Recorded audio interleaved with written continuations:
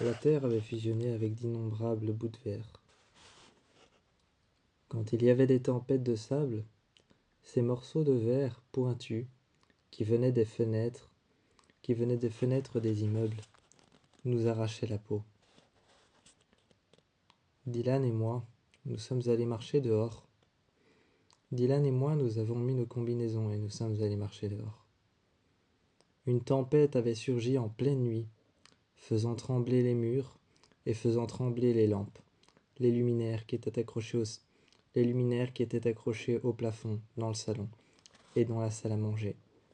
Faisant trembler ces luminaires, ces lampes LED qui étaient accrochées au plafond. Elles n'étaient accrochées que par un câble de fer, que par un câble en métal et que par des écrous et des boulons. Ces luminaires qui étaient accrochés au-dessus de nous étaient en train de trembler. Nous sommes directement montés. Quand on a monté les escaliers, nous sommes arrivés à cette petite fenêtre, une petite fenêtre rectangulaire, toute petite, ressemblant très fortement à une meurtrière. Comme dans les châteaux. Cette longue fenêtre qui était horizontale, qui n'était pas verticale mais horizontale, qui était juste dans les escaliers, dans une cage d'escalier. Nous avons regardé, nous y avons mis nos yeux. On a regardé cette fenêtre en plexiglas, et à l'extérieur il faisait noir, complètement noir. Ce n'est pas qu'il faisait noir comme quand la nuit arrive, il faisait complètement noir à ne pas apercevoir ce qu'il y avait juste derrière la vitre. On entendait les bruits des cristaux de verre qui étaient en train de frapper contre la vitre de plexiglas. À un moment, nous avons vu apparaître une main qui a frappé à la vitre. Cette main frappait à la vitre. Tout d'abord, elle était normale. Elle frappait à la vitre, elle frappait de plus en plus fort. Nous avons entendu la voix d'une femme étouffée par le bruit des morceaux de verre et des morceaux de cristaux qui venaient des vitres des immeubles, brisés par le vent de la tempête et brisés par le sable de la tempête. Le sable qui était emporté par le vent avait emporté tous ces cristaux. Cette femme était en train de se faire broyer vivante. Elle était en train de se faire broyer vivante, découpée vivante par les cristaux. Découpée vivante par les cristaux et par les morceaux de sable, qui n'étaient que des morceaux de coquillage venant de la mer qui s'étaient déjà desséchés depuis longtemps. Elle était en train de se faire broyer sous nos yeux. Elle était en train de se faire découper par des morceaux de sable. Par des morceaux de sable qui étaient des morceaux de coquillage et par les morceaux de verre qui venaient des vitres des immeubles qui avaient été abandonnés depuis l'Apocalypse. La ville était bien loin, bien plus loin qu'on ne le pensait.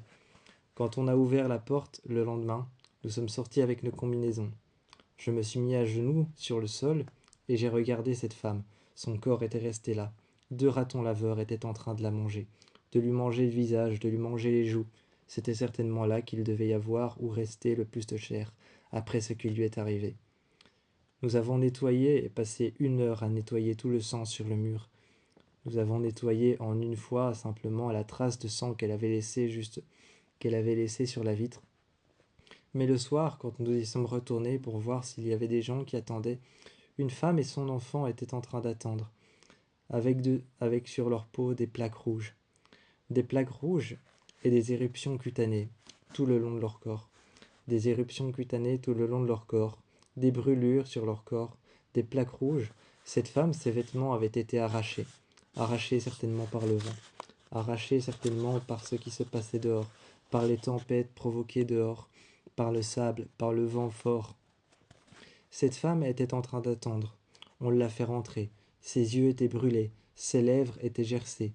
Ses lèvres n'étaient même pas gercées, mais simplement coupées par le sable, par les tempêtes de sable qui ont fusionné avec les morceaux de verre. On l'a fait rentrer et on a essayé de la maintenir en vie sous respirateur, mais il était déjà trop tard. Son bébé, lui, il était déjà beaucoup trop tard. Sa peau était beaucoup trop légère, beaucoup trop fine, et il était beaucoup trop petit pour survivre à ce genre de choses. Nous étions adaptés à ce climat. Nous, Dylan et moi, Hendry, nous étions adaptés à ce genre de climat. On a vécu pendant longtemps avec une autre famille, et Hendry et Dylan ont fini par se rencontrer très tôt. Donc Dylan et moi, nous étions très adaptés à ce genre de climat. On a vécu dans ce bunker longtemps. Pendant longtemps, le soir, on allait se coucher. On préparait les lits de tout le monde. Ensuite, ensemble, Hendry et Dylan allaient voir le bunker, la salle de bunker, là où il y a toutes les armoiries. Là où il y a les armoires en métal, on posait dessus les boîtes de conserve. On posait les repas en poudre et on les mélangeait ensuite en haut, on prenait les repas en poudre. Ces repas en poudre, on les mélangeait ensuite avec de l'eau chaude qu'on faisait bouillir juste sur un feu qu'on faisait à l'intérieur avec un chalumeau. On les faisait bouillir et on versait la poudre à l'intérieur, ça devenait un repas. Un repas liquide mais solide, assez pour nous sustenter et pour pouvoir vivre dans un bunker. Lorsque nous sortions, la plupart des choses que nous trouvions, c'était de la chair humaine qui avait été découpée par ces tempêtes. La pro- les- Il y avait des probabilités énormes que nous trouvions un squelette chaque jour quand nous sortions. Chaque jour, quand nous sortions, il y avait des probabilités énormes qu'on trouve un squelette. Un jour, on a trouvé un squelette, et ce squelette avait avec lui une balise avec une recharge énorme en main. En main, la balise n'avait pas été abîmée. Elle était dans un sac sous-scellé. Cet homme devait certainement la rapporter quelque part. On a récupéré la balise, nous avons laissé le squelette. Le squelette, nous l'avons analysé.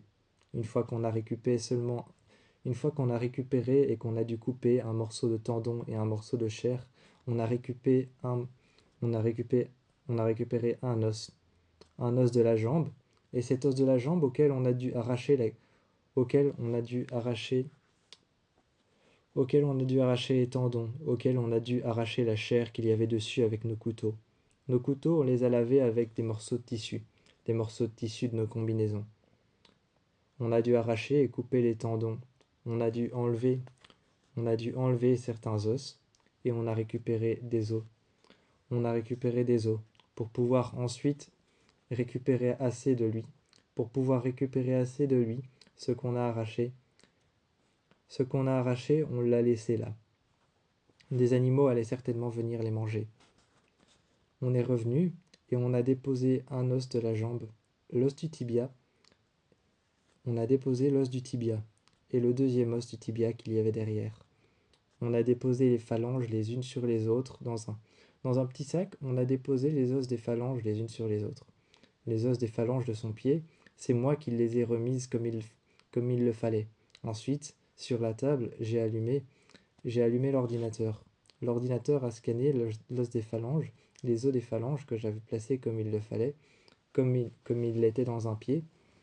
Et quand j'ai placé l'os et le deuxième os tibia, juste devant, il a commencé à analyser. L'ordinateur a fait apparaître un hologramme devant moi de cet homme, comment il était s'il n'était pas mangé par les vers, s'il n'avait pas été mangé par les vers, mangé par la terre, et s'il n'avait pas été découpé par les morceaux de verre et par la tempête de sable. Le lendemain, nous sommes allés récupérer son corps et on l'a incinéré. On l'a rapporté et on l'a incinéré. On a fait la même chose pour cette femme. On a fait une cérémonie de 1 minute. On a fait une cérémonie et un silence de 1 minute pour cette femme et son bébé qu'on avait incinérés. On les mettait à chaque fois dans des sacs noirs qu'on brûlait avec. Pour finir, à l'intérieur du bunker, ça sentait le plastique fondu. Ça sentait le plastique fondu et l'intérieur du crématorium, finalement, quand on brûlait des plastiques fondus à l'intérieur duquel on mettait les corps, finalement se remplissait de grandes fumées noires et toxiques. On rentrait à l'intérieur avec un masque pour empêcher la fumée de contaminer nos poumons ou alors d'avoir le cancer ou une quelconque maladie. On rentrait avec un masque qui nous aidait. On le mettait sur notre nez. On rentrait et on nettoyait. On nettoyait la chair qui s'était collée contre les parois. On nettoyait les flammes qui avaient brûlé les parois. Les parois étaient devenues noires. Et ensuite, une fois que c'était nettoyé, on refermait la porte et on l'éteignait. Le deuxième jour, on était reparti pour une autre mission. Peut-être essayer de repartir jusqu'à la ville. Cette fois-ci, on avait pris l'une des voitures. Quand on a pris l'une des voitures cross, on y est allé. On s'est arrêté en plein milieu du désert et on a trouvé une femme agonisante. Agonisante, la main et le pied piégés dans un trou. Mais surtout son pied qui était piégé dans un trou. Des serpents qui étaient en train de manger son pied. Le venin qui avait déjà contaminé son pied. Atteinte d'une fasciite nécrosante au dernier stade, sa peau était noire et elle nous regardait. Elle agonisait, ses lèvres étaient tellement gonflées qu'elle ne pouvait pas parler. Ses yeux étaient rouges, imbibés de sang, et elle nous regardait. On l'a tuée sur le champ. Avec un couteau, on l'a tuée sur le champ après lui avoir coupé la jambe. On l'a laissée là, en se disant peut-être que la prochaine tempête s'occuperait d'elle, qu'elle serait découpée par les morceaux de verre, et ensuite qu'elle serait mangée par un animal, comme un serpent. Les animaux, les animaux ou les reptiles qui savent se cacher dans la terre bien profondément pour survivre à ce genre de climat. Elle serait peut-être mangée par ça, ou avant tout, elle mourrait découpée par les morceaux de verre et par la prochaine tempête. La prochaine tempête n'a eu lieu que 10 minutes après quand nous sommes rentrés au bunker. On a refermé la porte du bunker au sol. Je, je suis descendu des échelons de l'échelle. On a été voir et la prochaine tempête a surgi. On entendait les morceaux de verre à nouveau. On imaginait cette femme hurler et crier jusqu'à ce que ses cris disparaissent, jusqu'à ce que ses cris disparaissent sous les bruits de la tempête, et sous les bruits de la tempête de sable et des morceaux de verre qui étaient en train de la découper, de la chair qui se faisait découper par les morceaux de verre, jusqu'à ce que ses cris disparaissent juste en dessous de ça. On l'imaginait mourir, et son corps qui disparaissait petit à petit. Tel un, tel un sablier, on imaginait son corps disparaître. Le lendemain, lors de la nouvelle excursion avec la voiture cross, on s'est arrêté avec les deux quads et avec la voiture cross et on a trouvé son squelette. Son squelette sur lequel il ne restait plus que des gouttes de sang qui étaient en train de colorer son crâne en rouge. Et certains morceaux de chair qui s'étaient reclus à l'intérieur de sa mâchoire. Certainement des morceaux de ses lèvres.